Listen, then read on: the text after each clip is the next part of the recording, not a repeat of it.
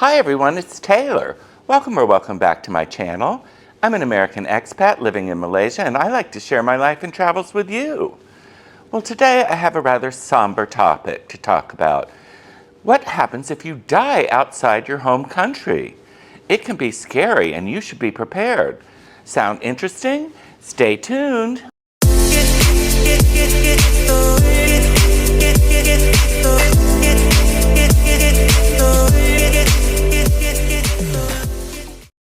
Well, I was going to try to have a beautiful backdrop in the park for this video today since it's a rather sad topic.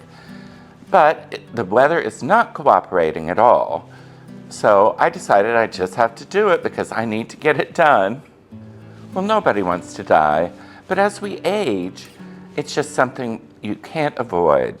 And if you're an expat living in a country that's not your home country, it's something you should probably look at sooner rather than later, especially if you're a retiree like me. Since I'm going to be 70 next March, I just thought it was time I thought about this and looked into it. In fact, a few of my viewers have asked about it too.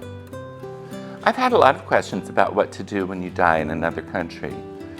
But a lot of my questions too have been about retirement homes, nursing homes, that sort of thing.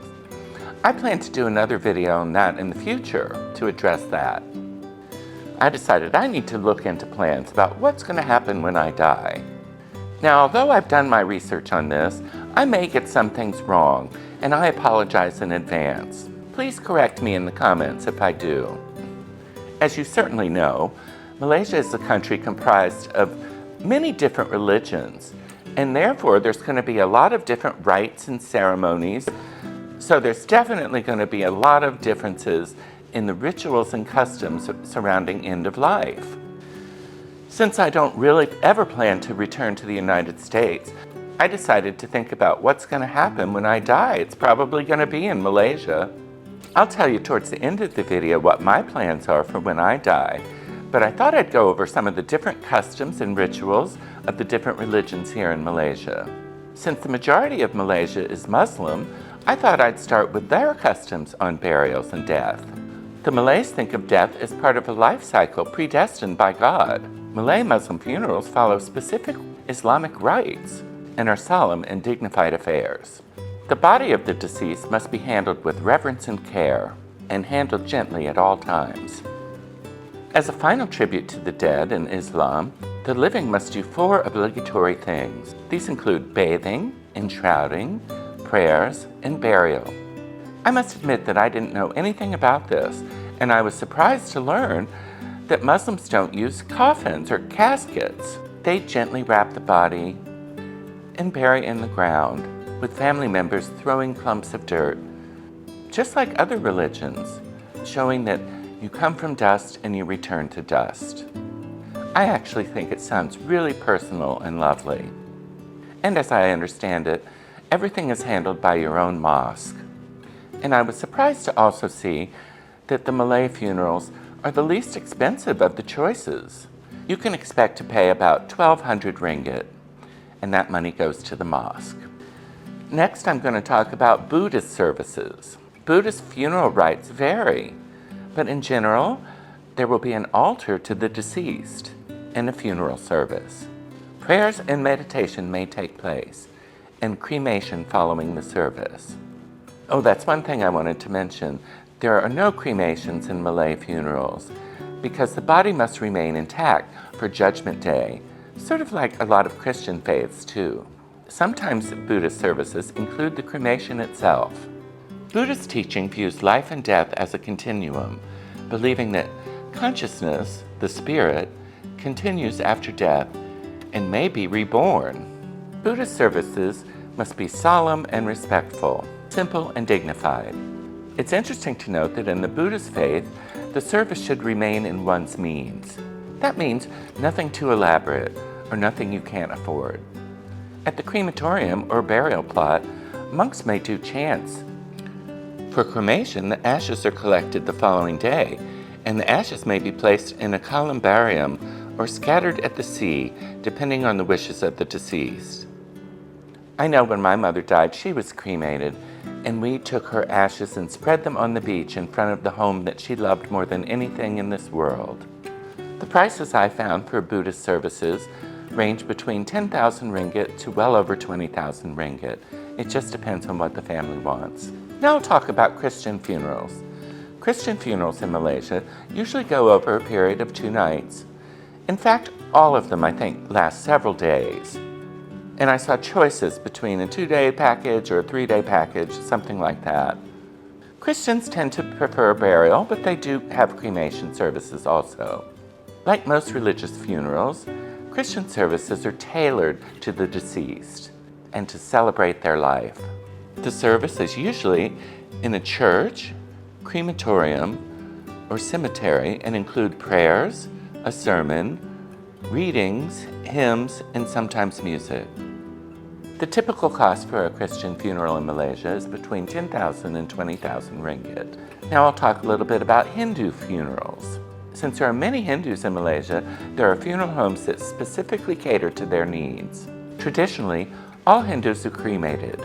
The eldest male relative will accompany the casket to the cemetery. After the burial, all family members will return home and bathe and change into new clothing. A priest will visit the family and cleanse the home with incense. From what I've found, Hindu funeral arrangements will cost about 3,000 ringgit. But I'm sure you could spend more than that too. Now I'm going to talk about what I currently plan to do, and that will be a direct cremation. I've never really talked about this. I'm not a particularly religious person, but I believe in the inherent worth and dignity of every person. Direct cremation provides an affordable alternative to a lavish funeral service. It is arranged with a minimum of fuss. It is arranged with a minimum of fuss, and it includes a simple coffin, collection and care of the deceased, and transfer to the crematorium, with the ashes returned to the family in an urn or something like that. I just don't want a big fuss when I die. So I looked around for prices for this, and the best price I could find in the KL area was 4,800 ringgit, which isn't too bad.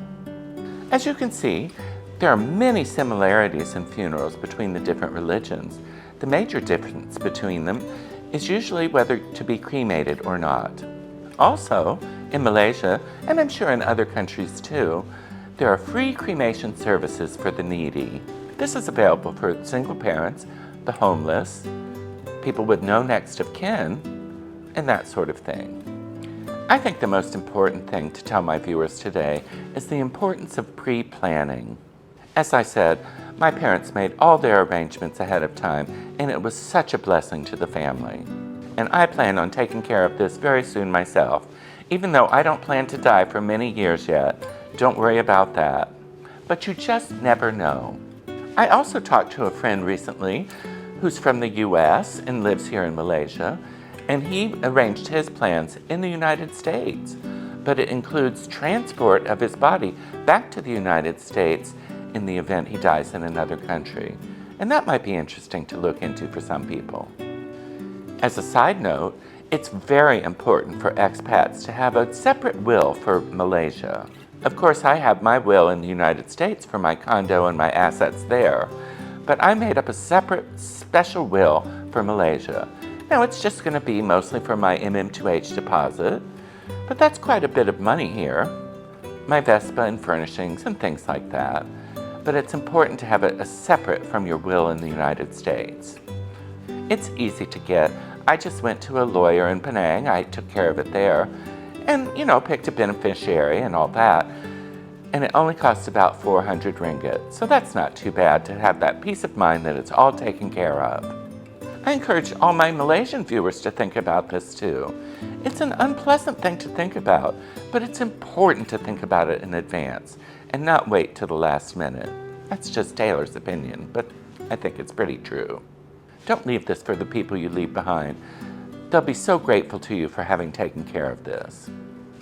I know this is a difficult topic, and I hesitated on whether I should do it or not, but I really think it's important for people to think about, and it's really kind to the people you leave behind, because then they don't have to worry about a thing if you take care of it in advance.